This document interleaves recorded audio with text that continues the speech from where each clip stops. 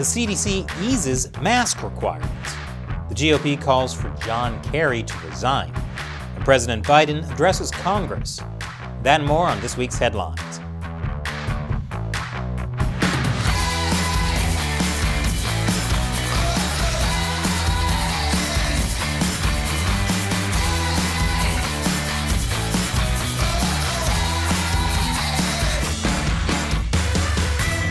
Welcome to America Uncovered. I'm Chris Chappell. This week, the CDC announced that vaccinated people can walk, run, bike, dine, and gather outdoors without masks with members of their household and other vaccinated family and friends. Reminder, you've always been allowed to do these things. So the CDC is basically just saying, if you've been ignoring us for the past year, congrats, you're not ignoring us anymore. But CDC Director Rochelle Walensky clarified there are still instances where people should wear masks, saying, however, we continue to recommend masking in crowded outdoor settings and venues such as packed stadiums and concerts, where there is decreased ability to maintain physical distance and where many unvaccinated people may also be present. Other instances when Americans should continue wearing a mask in public include when you have oozing cold sores, nasty tuna breath, or skeevy mustaches. Even when the pandemic is over, keep covering those up. Those guidelines come from a different CDC. Common decency, you creeps. So don't worry, mask shamers. You'll always have people to yell at. If you were hoping we'd be able to escape pollution on Earth by one day fleeing into space, guess again! Because space junk is also a growing concern. The Earth is literally surrounded by orbiting garbage. And that's not even including other types of trash floating in our atmosphere, like broadcasts of The Masked Singer. The problem is so bad, astronauts had to develop training for dealing with the possibility of space debris crashing into their vessels. In fact, last week, a SpaceX crew prepared for a collision. It turned out to be a false alarm. But the fact there's so much garbage in our orbit that this is now something astronauts have to train for isn't great. Even running into a tiny screw orbiting the Earth at 10,000 miles per hour could be catastrophic. The problem is there isn't a lot of incentive to remove space junk. It would be difficult and costly. Also, since so much of the debris is technically owned by several different governments, the legality and logistics of removing it are fuzzy, which is a shame, because if we could just let the people who collect bottles and cans on my street get at the space junk, they'd take care of it in like a day. But with more and more private companies sending equipment into space, it just creates more junk. The more space debris accumulates, the harder it will be for spacecraft to leave our atmosphere without a collision. If this teaches us anything, it's partly that we need to be more responsible with what we send into space. But mostly, the ending of Return of the Jedi was totally unrealistic. They blew up the Death Star right outside the forest moon of Endor. With all that debris in orbit, there's no way they could have left without crashing into it. Basic science, Star Wars, come on. They would have been stuck on Endor for decades. You think the Ewok government has a plan to clean up space junk? Come on. All this means, realistically, the later sequels should never have happened, especially The Rise of Skywalker, which was the biggest space garbage of all. More after the break. Welcome back. John Kerry is facing calls for his resignation. It comes after the Iranian Foreign Minister, Mohammad Javad Zarif, said in a leaked tape that while serving as President Obama's Secretary of State, Kerry told him Israel had attacked Iran's interests in Syria at least 200 times. John Kerry divulging sensitive information about one of our allies? Not cool. But it shouldn't be a surprise, because if there's one thing John Kerry is good at, it's being not cool. The Biden administration says that if it happened, it wouldn't have been a serious leak. The information allegedly shared was widely known at the time. Zarif's claim is like saying the kids teasing you in elementary school are the reason you found out your mama's so fat. You already knew. You have eyes. And Kerry has denied Zarif's claims altogether. Despite this, Several members of the GOP are calling this a breach of national security, saying Kerry is a traitor and demanding he resign from his position as U.S. Special Envoy for Climate Change. Some even say he should be prosecuted. Wait. Republicans are using an unrelated, unverified incident involving an alleged relationship with a foreign leader to gain political leverage and try and oust a rival? That's shocking, and something the Democrats definitely would never, ever do. And Democrats definitely aren't currently doing that by sending federal agents to execute a search warrant on Rudy Giuliani. It's for allegedly conducting illegal lobbying for Ukrainian officials.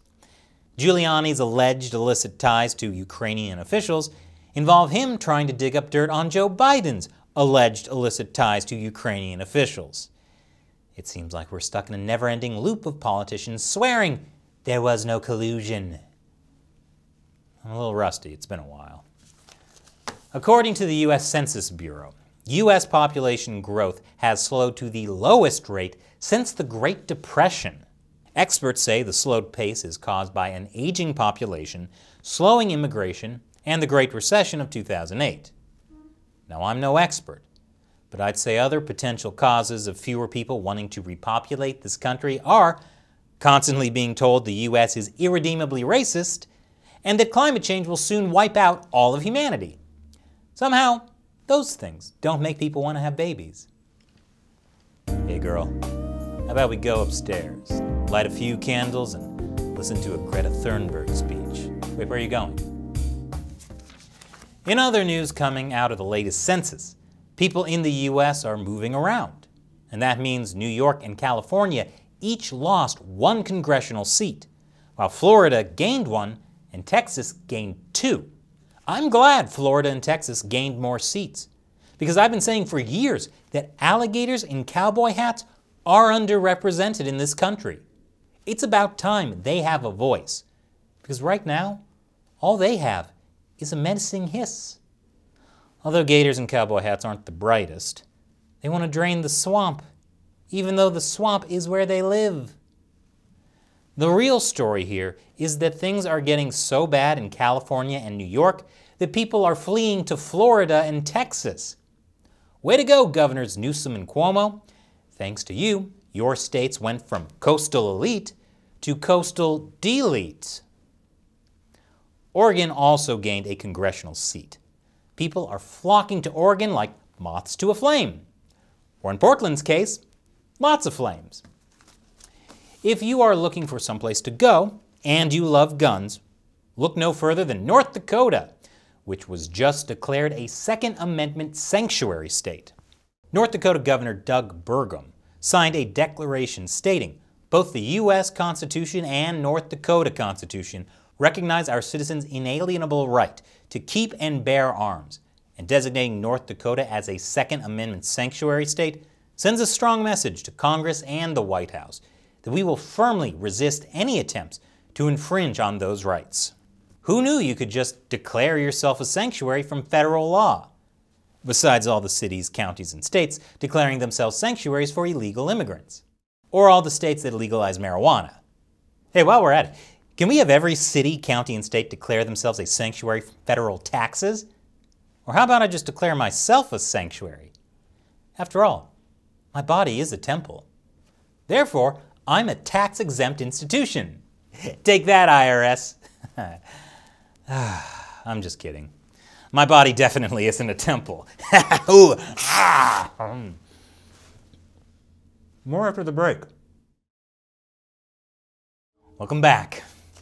The Biden administration announced it intends to ban menthol cigarettes and flavored cigars.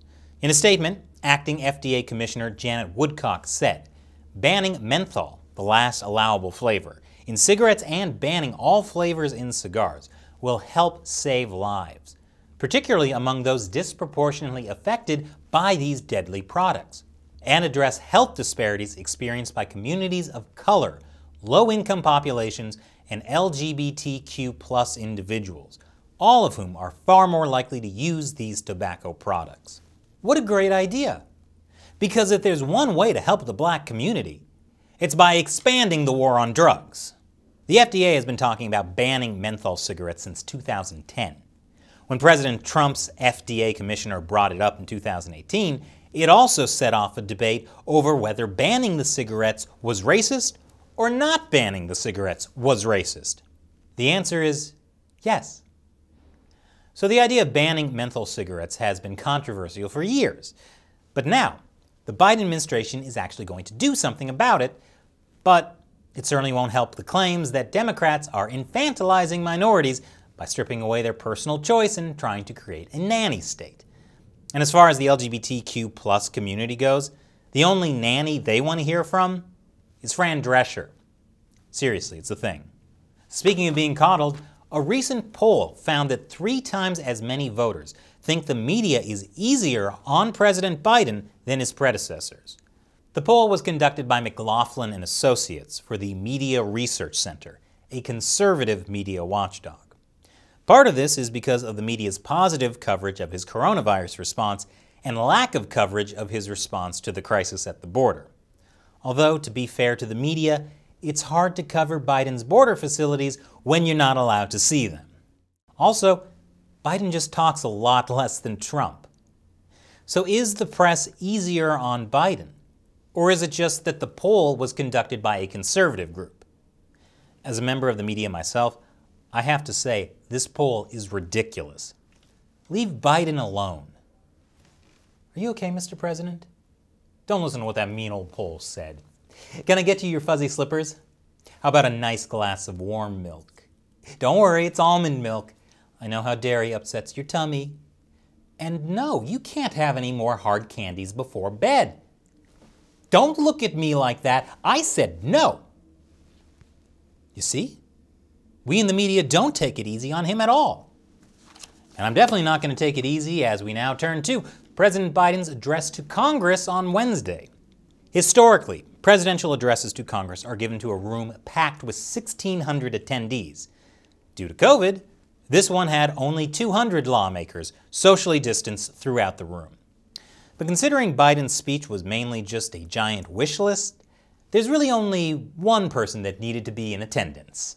Slow down, Mr. President. Remember, you only get 3 wishes. Biden opened his speech saying America was on the move again. Turning peril into possibility, crisis to opportunity, setbacks into strength. But a lot of the plans Biden laid out are things we've already heard.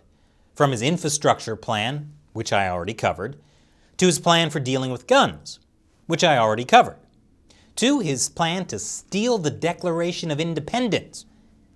Oh wait, that was National Treasure. I must have nodded off during Biden's speech, like Ted Cruz did. No wonder the left doesn't like him. That man is so not woke. The biggest new item Biden introduced was the $1.8 trillion American Families Plan, which aims to expand access to child and health care benefits, as well as preschool and community college. The $1.8 trillion American Families Plan is different from the $2.3 trillion American Jobs Plan, and also different from the $1.9 trillion American Rescue Plan. So let's see, that's $1.8 trillion plus $2.3 trillion plus $1.9 trillion, which equals to inflation. Ultimately, this presidential address to Congress was like everyone we've seen over the past several years. Members of the president's party praised it, members of the opposition party criticized it. And everyone witnessing this partisan carousel realized they would have been happier watching literally anything else that night. Even The Masked Singer. At least the voters on that show get exactly what they want in a timely manner. So what do you think about the stories we covered this week? Leave your comments below. And remember, America Uncovered is supported mainly by viewers. Be sure to visit patreon.com/AmericaUncovered.